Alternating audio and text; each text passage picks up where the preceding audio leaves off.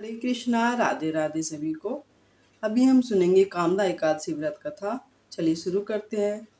धर्मराज युधिष्ठिर बोले कि हे भगवान, आपको कोटि कोटि बार बार प्रणाम है। मैं आपसे प्रार्थना करता हूँ कि आप कृपा कर चैत्र मास के शुक्ल पक्ष की एकादशी का वर्णन कीजिए। श्री कृष्ण भगवान बोले कि हे राजन, आप एक पुरानी कथा सुनिए जिसको वशिष्ठ जी ने राज दिलीप से कही थी।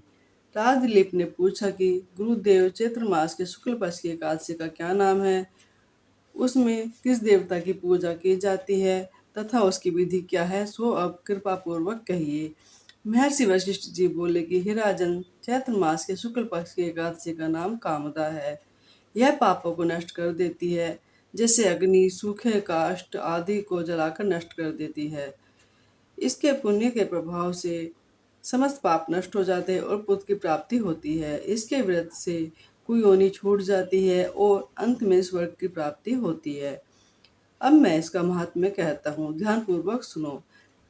प्राचीन काल में एक भोगीपुर नामक नगर था। वहां पर अनेक ऐश्वर्यों से युक्त पुंडरीक नाम का एक राजा राज्य करता था। वहां अनेकों अप्सरा, गंधर्व, किन्नर आदि वास करते थे। उसी जगह ललित नाम के स्त्री पुरुष अत्यंत वैभवशाली घर में निवास करते हुए विहार किया करते थे। वे दोनों एक दूसरे से बहुत प्रेम करते थे और आपस में अलग हो जाने पर व्याकुल हो जाते थे। एक समय राजा पुंडरीक गंधर्वों सहित सभा में शोभायमान थे। उस जगह ललित गंधर्व भी उनके साथ गाना गा रहा था और उसकी प्रियतमा ललित उस जगह नहीं थी। इससे वह उसकी याद करने के कारण अशुद्ध गाना गाने लगा। नागराज करकोटक ने इस राजा पुंडरीक ने समझकर शाप दे दिया, अरे दुष्ट, तू मेरे सामने गाता हुआ भी अपनी स्त्री का स्मरण कर रहा है। तू इससे कच्चे मांस और मनुष्य को खाने वाला राक्षस होगा। तू महापापी है। अरे, अपने कर्म अब तू फल भोग। राजा पुंडरीक के श्राप से वह ललित गंधर्व उसी समय एक विकराल राक्षस हो गया। उसका मुख भयानक हो गया, उसके नेत्र सूर्य चंद्र के समान प्रदीप होने लगे, मुंह के अग्नि निकलने लगी।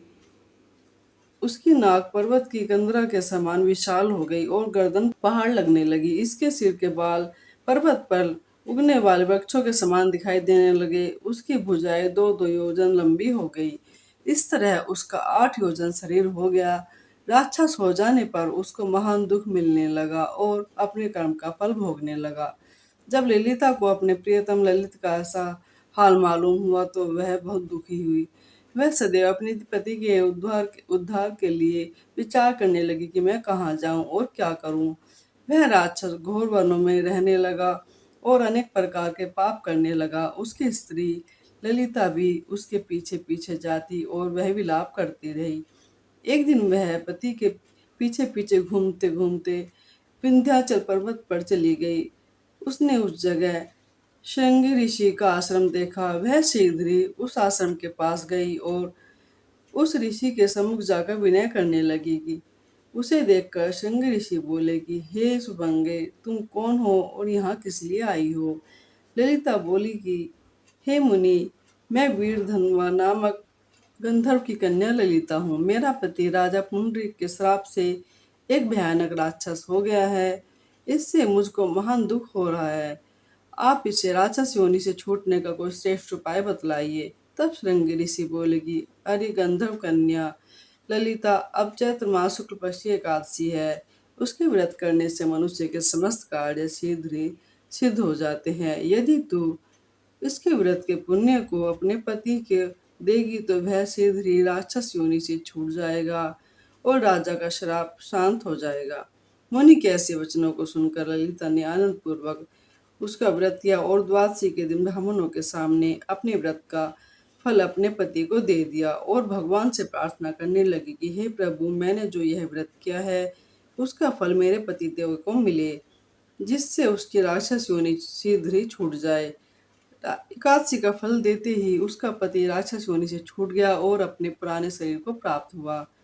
वह अनेकों सुंदर वस्त्र आभूषणों से अलंकृत होकर पहले की भांति ललिता के साथ विहार करने लगा। कामदा एकादशी के प्रभाव से वह पहले की भांति अब अधिक सुंदर हो गए और पुष्पक विमान पर बैठकर स्वर्गलोक को चले गए। हे राजन, इस व्रत को विधि पूर्वक करने से समस्त पाप नष्ट हो जाते हैं। इसके व्रत से मनुष्य ब्रह्मा इत्यादि के पाप और राक्षस आदि की योनि से छूट जाते हैं। संसार में इसके समान कोई दूसरा व्रत नहीं है। इसकी कथा तथा महात्म्य के श्रवण में पठन से वाजपेयी यज्ञ का फल मिलता है। बोलो विष्णु भगवान की जय।